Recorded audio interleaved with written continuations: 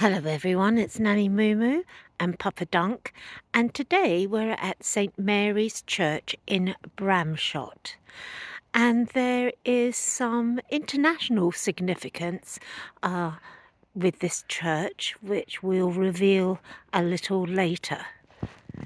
But the church itself is early medieval, dating back to the 1220s. Unfortunately, the church isn't open today, so we can only really look at the outside of the church. And as you know, I'm not an expert on church architectures, but it's a pity that it's not open because some of the stained glass windows look really, really interesting, even from the outside. We do have here the priest's door, which I guess would have given entrance to the priests in medieval times. This side of the church looks like the oldest part of the church.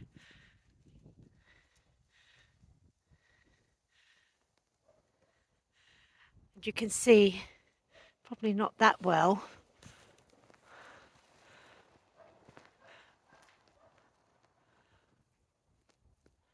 but there is a bell tower which Boris Karloff, whose birth name was William Pratt,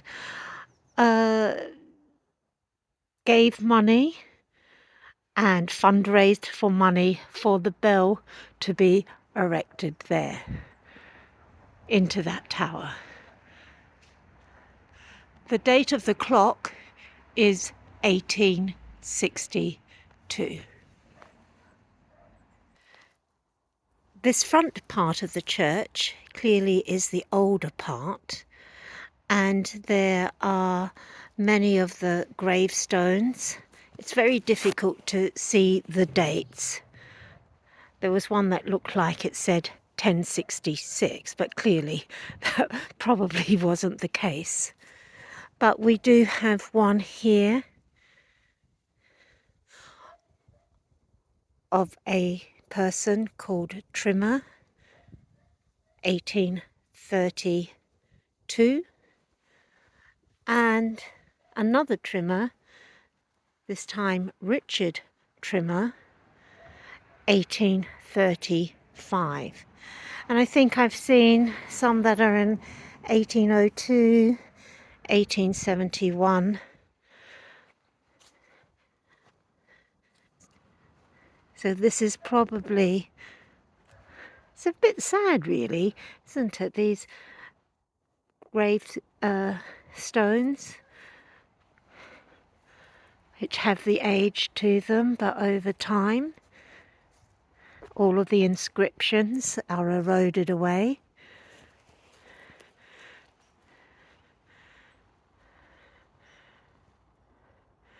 But even so, it's very interesting to note them, to see, and maybe wonder who these people were. So we're moving just around to the south side, I guess, maybe the north side. Someone will tell me which side I'm walking along.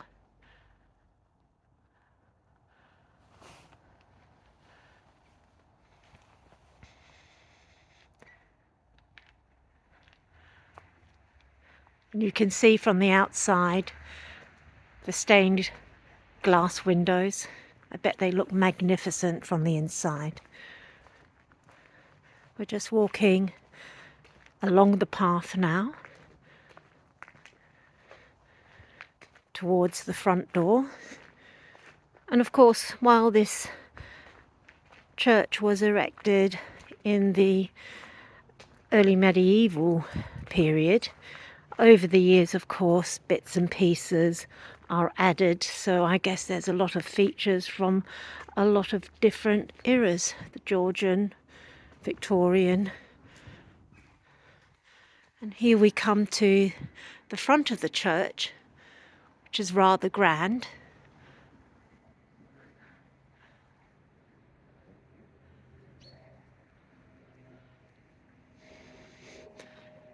The doors don't look that particularly old.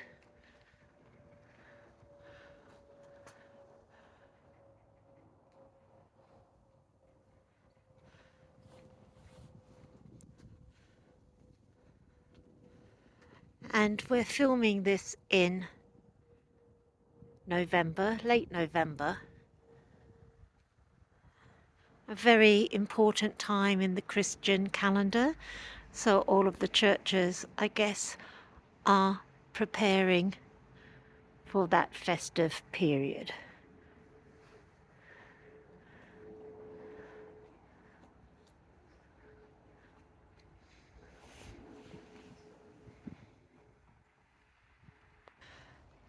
So just outside the entrance of the church is the War Memorial. And we still have the poppy wreaths from Remembrance Day a few weeks ago.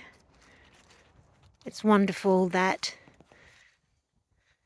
organisations such as the Scouts, who else do we have here? The Royal British Legion,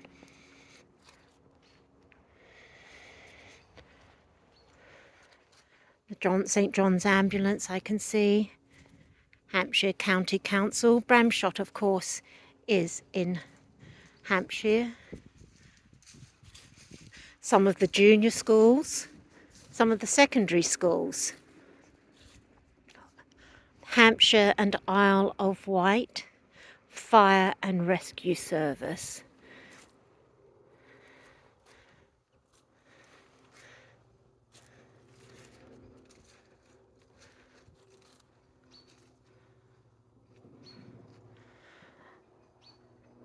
And the painted stones.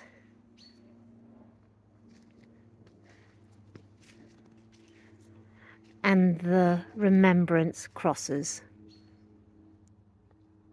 And for a war memorial, what a lovely site to be located. So there's quite a large graveyard. It extends quite a way back. So even though it's a little bit disappointing not being able to get into the church,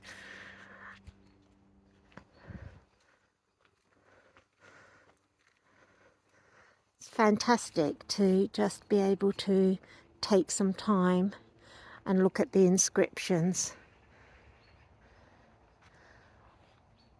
on the various gravestones. So the international significance of the church and this graveyard is that it is a Commonwealth grave site, but we have close to 400 gravestones of Canadian servicemen who were posted in Bramshott and trained on Bramshott Common. Unfortunately, many of the servicemen died before they could see action, having contracted the Spanish flu. But they must have really made an impact in the hearts of those around Liphook and Bramshott. There is a stretch either side of the A3 in the Liphook section where I believe 400 maple trees were planted. And every autumn, the red of those maple trees is absolutely stunning. If you get a chance, maybe do a Google search or whatever your preferred search engine may be, and see if you can see some photographs. I've seen some local photographs taken by residents and really, really fabulous colours. But just walking through these lines of gravestones, looking at the ages of the servicemen, some of whom are very, very young, it does make you think about life,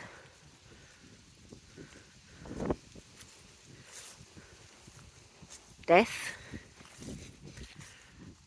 and how precious life is really.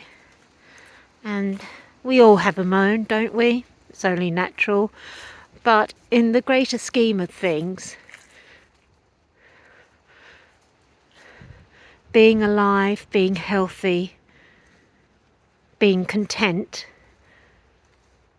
money can't buy that. So while some of the servicemen didn't see action, of course many of them did, and many of them were wounded in the First World War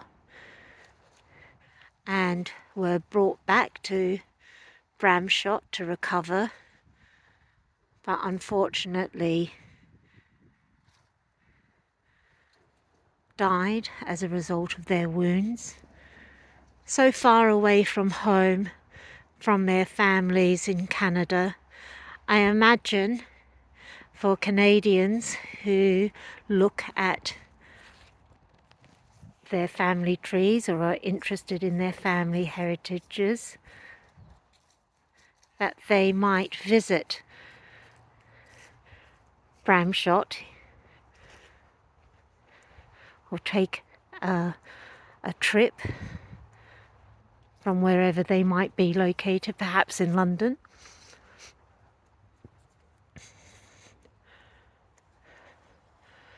And as you can see, there are just rows and rows and rows.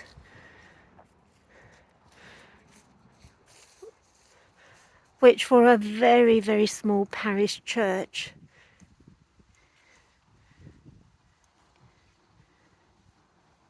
is quite remarkable.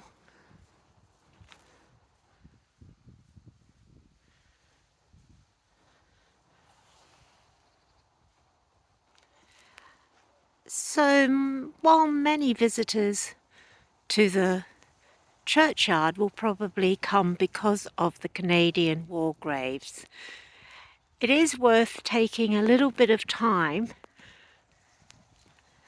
and having a gentle stroll and looking at some of the other graves, the inscriptions on the gravestones. I can hear the hum of the A3 not that far.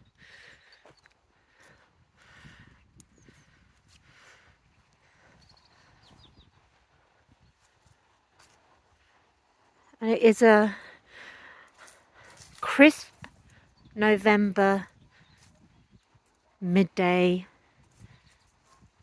jaunt that Papa Dunk and I are on. I can hear in the background some barking dogs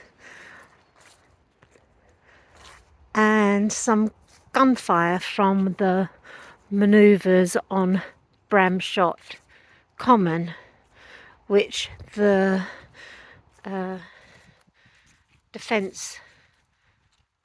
military of defence use for training purposes.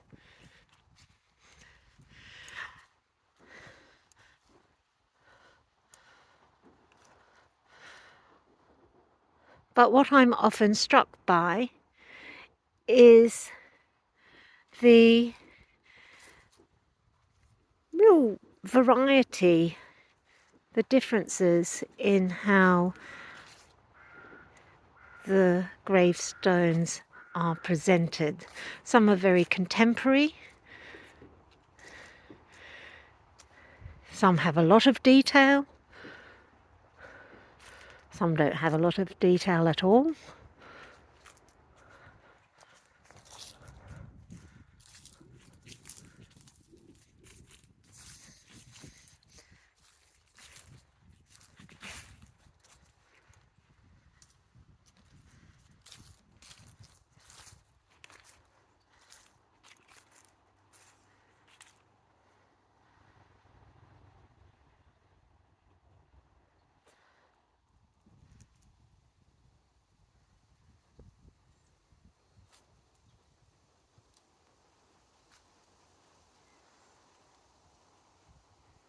And there we have the customary yew tree in the churchyard.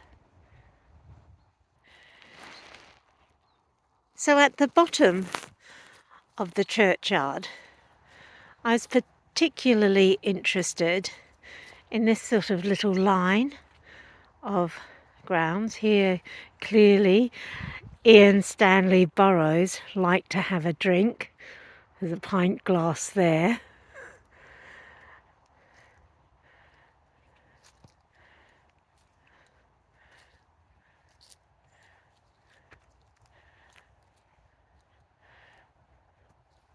And then we came across the grave of Richard Dickey Davies. So, quite a well-known actor. He was in Zulu and British comedies such as Please Sir, Z-Cars, Mind Your Language. So I'm sure a lot of our viewers will know the name, and once they see the face will go, ah yes, I know who that is. So he clearly had a small service here in Bramshott. So here is his grave. He died in 2015, and with his wife here, Gillian Davies, who died 2 years afterwards. And I really like this inscription. And to the sun we all will bow and say goodbye, but just for now.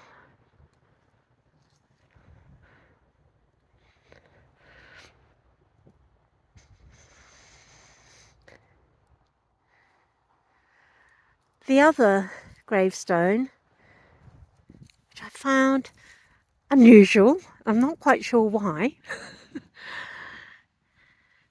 There's an inscription, I guess, in Spanish, could be Portuguese.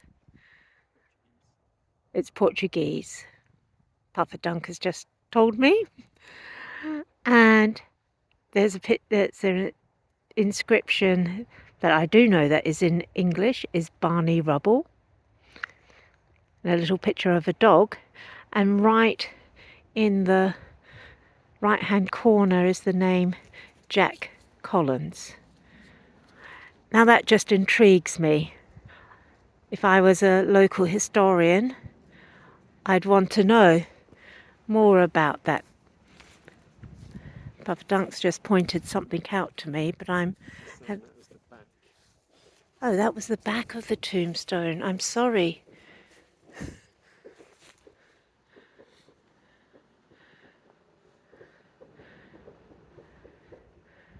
Well, it still intrigues me. I'd want to look up the history of that person. A back and a front inscription. Wow. So if you are local to Bramshott and you're a local historian or you know the history, why don't you, I don't know, put a little note down the bottom of the video and let us all know.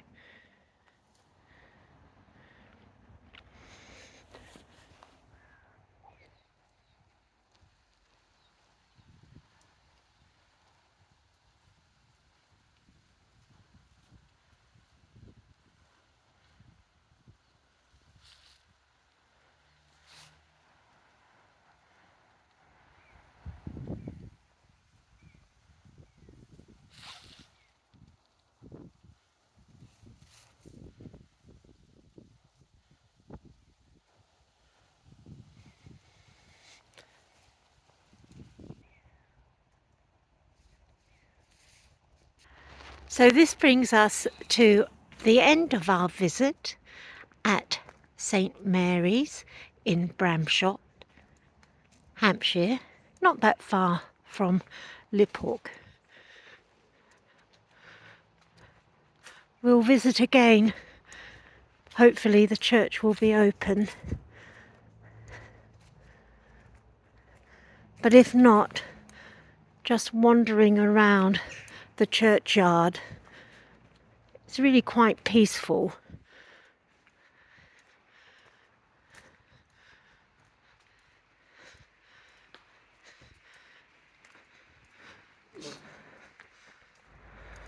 Just walking around the other side of the church now.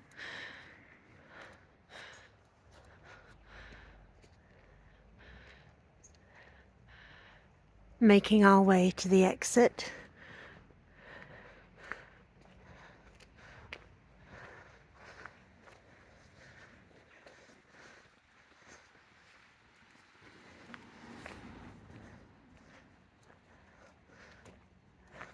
And what a charming little village Bramshott is.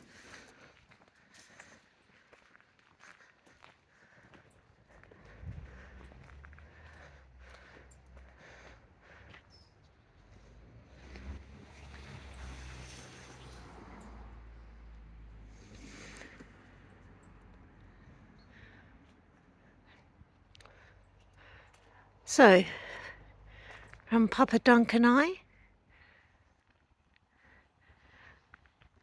it's bye for now. It's bye for now.